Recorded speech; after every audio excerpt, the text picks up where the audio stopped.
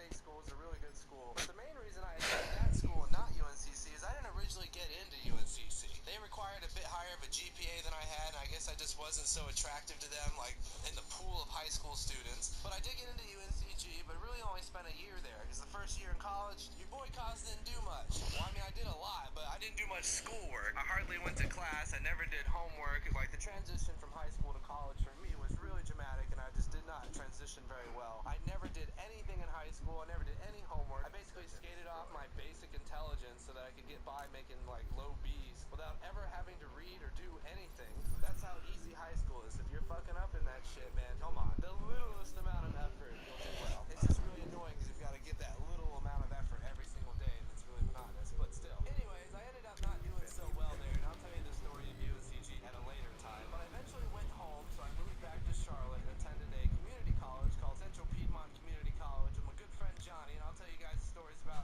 attending there too, but I really buckled down there. That was very similar to high school, and, I had a lot of my high school friends that were around. All the ones that didn't attend state schools attended this community college, so it was a really familiar setting, and I ended up really excelling there. After getting, like, straight A's for an entire year, 2 semesters, I Oh, fucking kill yourself! and then I could transfer to UNCC. But if you guys didn't know that, applying to a good school straight out of high school is actually really difficult. Getting into a college straight out of high school without stellar grades or a stellar SAT score or anything like that can be really hard. But if you go to a community college and do well there, transferring after you hit like their minimum GPA is actually extremely easy. You're a better bet for them. The college-wise GPA makes them more marketable. In general, transfer students and returning students, I guess, do better grade point average-wise than first-year students, meaning freshmen. Which I don't know the statistic nowadays, but back when I attended, it was like, I don't know, 40% of freshmen always like never went through with it and ended up dropping out. But after all that, I finally got into UNCC, and this was my 3rd year of college now. So this is literally, I'm supposed to be going into my junior year, and really I'm just going into my sophomore year. So I'm a total year behind already, because I only had like 3 classes transferred from UNCG, and maybe 6 classes transferred from CPCC. And I didn't know anyone at this school, because everyone else that, I had known that went to that school straight out of high school, I didn't really keep in touch with it. It had been 2 years. So I decided to move into the dorm so I could make friends. And the first kid I met there was this little pudgy Italian kid who was kind of balding, but he was really nice and really cool, and his name was Chris. And he was really into video games. He was kind of like the gaming guy. He was the first person I've ever seen play Call of Duty, and although I never ended up playing with him, he tried to make me play it once. Really didn't take to it. I played it for like 10 minutes and couldn't understand and couldn't get a kill, and just really didn't ever game. But I ended up hanging out with him and made friends. Check. That's like the first thing you have to do in that kind of situation. That's really the hard part about school. You find your little social group, then it's just a balancing game between that and, schoolwork. But I actually really excelled at college, as you guys probably know, because I continued on to law school. But I really enjoyed school once I realized, I could do well at it. Studying and, getting good grades and getting praise, and like everyone thinks you're doing a good job, and life is just really great when you're good at school. So that's actually something I really enjoyed. But we're not going to really talk about that today. So basically I started hanging out with, Chris and this group of friends, and we all kind of became Oh clique. my That was like my god. group in college, and it consisted of like 4 other dudes and like 3 other girls, and we all kind of did everything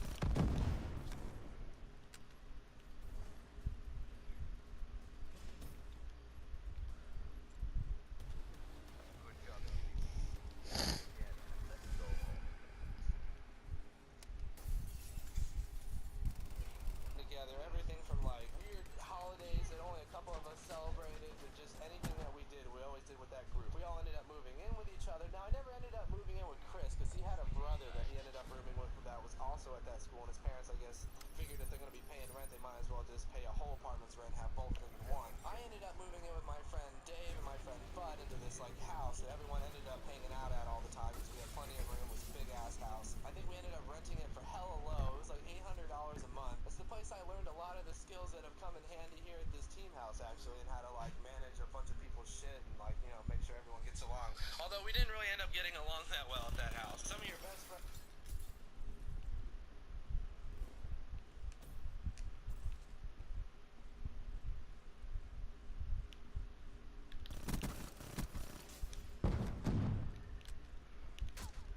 Fucking hell!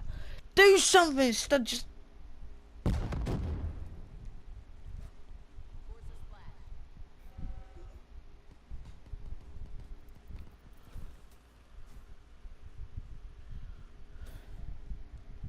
Friends will make absolutely terrible roommates, trust me. I'm sure a lot of you guys are about to figure that out. But I still ended up hanging out with Chris a whole lot. He was just kind of like my study buddy because he also did accounting. If you guys didn't know, I majored in accounting in college. And after his like plans to do whatever major he didn't like, I eventually convinced him to do accounting. And, like, we were kind of like that close. He was my buddy. We did everything almost together, which is really sad, you know, considering everything that ended up happening. But all right, we're gonna skip all the way to like the end of college. So I spent 3 years at that school because I finished my degree there. I am just about to graduate, and I've just found out that I'm going to be going to law school in Oklahoma because they gave me a full scholarship, and you know, none of us really had money to pay for that stuff. So getting a scholarship at a school was really important, and that's the reason why I went to Oklahoma. It's the only reason. I didn't know anybody there at all. But it was a private law school, so it was kind of fancy, and they had what was considered around that area a really good law program. And I'm actually really confident in my legal education. I think they did an amazing job, even though I didn't end up working in like the legal field or whatever. So my plan was to leave to Oklahoma as soon as I graduated, to give myself the summer to like acclimate myself, to find an apartment I really like, to make friends, to get comfortable for law school. Because if you're entering law school, as I'm sure maybe a couple of you are that are listening to this, you know that everyone tells you your 1 out year is absolute hell. And they're correct. Your first year of law school is one of the most daunting things you will ever go through. It is terrible. Everything they say about it is true. People have written books about how terrible your first year of law school is. I'm not actually kidding. I wish I could tell you I'm kidding, but I'm going to go ahead and move on. So that...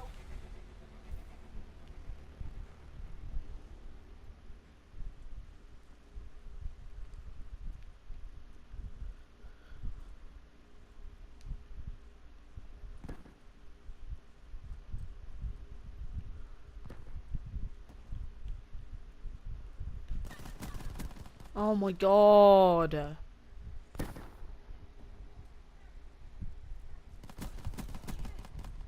was my plan. Alright, so really, I think it's either like a week before I graduated or a week after I graduated. Oh, another side note, I was the oldest in my group of friends. So when I was graduating, I was the only one graduating besides like 2 or 3 other people. The rest of them all remained in college and all had like either a semester or a year left. Both my roommates, our other friend Weston, and Chris also had like more schooling to do after that. So they remained, they were all going to stay there, actually in the house that I was living in after I went to law school. But one fateful night, me and the rest of the guys decided to do kind of like a night run through the campus, because the campus had all these trails, they had all this property, and we used to run around that stuff at night because it was actually pretty fun, especially when you're with a group of friends. You just run around being total jackasses around the campus. Total boredom, nothing to do. You know, this is college, so everyone's broke, so we found ways to entertain ourselves, and I guess this was it. But it had been raining the night before, so we all got pretty muddy. All our shoes were totally fucked up. And this is important because my friend Chris, the guy I'm telling you this story about, had just gotten a brand new car. It was like a Volvo station wagon or an Audi station wagon, I want to say. It was an older type car. I think it was like early 90s maybe. To be honest, I really don't know. It just looked old and it was a station wagon. But he was immensely proud of it. His whole family loved Audis, and they just all were all about that stuff, and everyone was really excited that he had a car. Him and his brother shared like a car that his family had kind of given him both. So he was getting his own car finally. And it was a big car, so he could cart around everybody, and that was the reason why he was driving. But as we were returning to his car from this run, I'm sure he noticed everyone's shoes were really mad fucked up, and he didn't want them to mess up the inside of his brand new car. So we had all of us put all our shoes in the back hatch, and I was the last person to do so. I actually didn't have that muddy of shoes, so I kind of got into the front seat because I called shotgun and was making sure I was getting it. But he waited at the tail end of the car. We weren't going anywhere until I put my shoes in. So of course I reluctantly removed my shoes and went to go place them in the back of his car. But when I closed the back hatch, it slammed right down and broke his back windshield, all the pieces right then and there. The guy had had this car for maybe a week. He was uber pissed and was totally convinced that I slammed the back hatch because I was angry that I had to put my shoes back there, which really wasn't the case. The shocks on that thing could just barely hold it up in the most upright position. But as soon as you brought it down just a little bit, it would just fall down and slam. I just didn't even touch it. I like barely tapped it on the top and just let the weight of the door close it, which was a bad idea because it like reverberated or vibrated that glass so much that it broke. Now, of course, I'm feeling guilty as shit. I'm saying I'll pay for it, don't worry. I've had plenty of experience with this, which I had because I've had my car broken into a couple times, so I've had to get windows replaced more than once. And if you have like comprehensive insurance, it's like almost free to get it replaced, because most of the time the glass repair people will actually pay your deductible, and you'll just get a Oh, go away. your insurance. And if they don't do that, which is really odd, you only have to pay like at most $50. But since this was an Audi,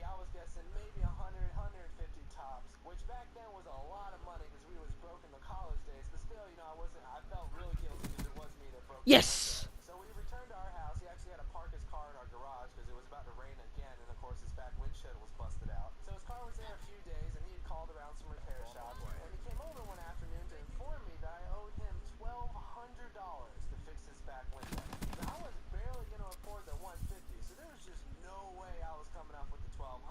So the first thing I did was call my parents and tell them the whole situation, and they said, hell no, we ain't paying for that. And at this point, we're in my room, I'm at my desk, like playing video games or something. He starts pointing to like my monitor, my computer, saying, hey, you can sell that so you can give me money. And I'm just like, hold up, hell fucking no. You're not gonna come in here and start like eBaying my shit off to pay for your ridiculously expensive window. And I started talking to him about all this insurance stuff, and it came out later, or I'm guessing basically, that he was taking money for his parents to buy this insurance. But of course went out and got the absolute cheapest form of insurance there was that didn't have comprehensive insurance. By the way, comprehensive insurance is like 15-20 bucks a month. It just basically covers things to the exterior of your car. It's really nothing. But he had been taking money from his parents to pay for this insurance, and I'm guessing he either didn't get insurance that covered window breakage, or just didn't have insurance at all and was pocketing the money. So this is a really desperate situation for him because he's got a car that he can't drive now because it's got no back window. So his solution was to sue me, and he sued me quick. It was like 2 days. This guy hit me like I owed him child support. And I felt bad because here was a friendship that it was really getting torn apart over $1,200. And it was because we were totally broke college kids living off like $300 or $400 a month that there was just no way that I could pay for that, and there's no way he could pay for that, and he didn't have insurance, so he was really stuck in a bind. And he also couldn't go to his parents because they thought he had the insurance the whole time, so he was really just stuck in a terrible situation. So not to kind of like downplay what's about to happen, but that was literally the reality he was looking at. Now eventually I got served with a subpoena to come to court. I was home visiting my parents one weekend because I went back there to basically get stuff ready because I was about to move to Oklahoma literally within a week. And a sheriff pulled up to my parents' house and served me with a subpoena. And that subpoena was for a court case that didn't happen to the very end of summer, meaning I could not leave North Carolina and go to Oklahoma to get ready for law school until we had this court case, and I had to stick around for the entire summer. Now this was extremely awkward because I still lived at this house and Chris was still friends with everybody else. So he was always at the house like all the time, and we just kind of, I guess, silently agreed to just let the courts figure it out. But it was just an extremely awkward situation because he was still friends with all those guys and I was leaving. But eventually I like moved out of there and moved back to my parents' house for like a week before I ended up leaving, just because I needed everything in boxes and my parents were going to drive me all the way to Oklahoma. And in that time I'd become really distant from like everybody in that group of friends just because I kind of had enough of it. I was really upset at the situation and just really how my college experience was ending up. It was just ready to move on. I was going to go move to a new state, make new friends, go to a new school, start this whole other part of my life, this new adventure. And by the way, moving to a place where you don't know a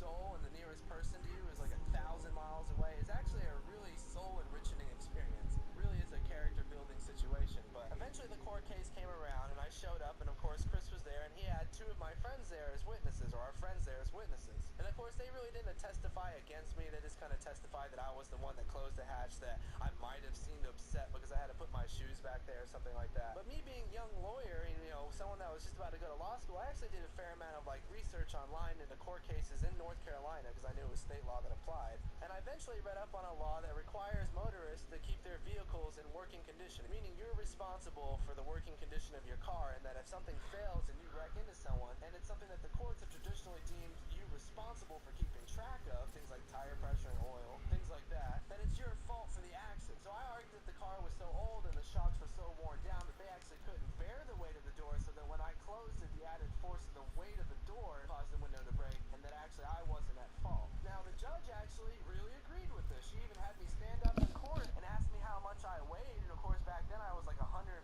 pounds, so she looked at me and then looked at Chris and was just like, okay, there's no way this could even break it if you tried, and most hatches on cars you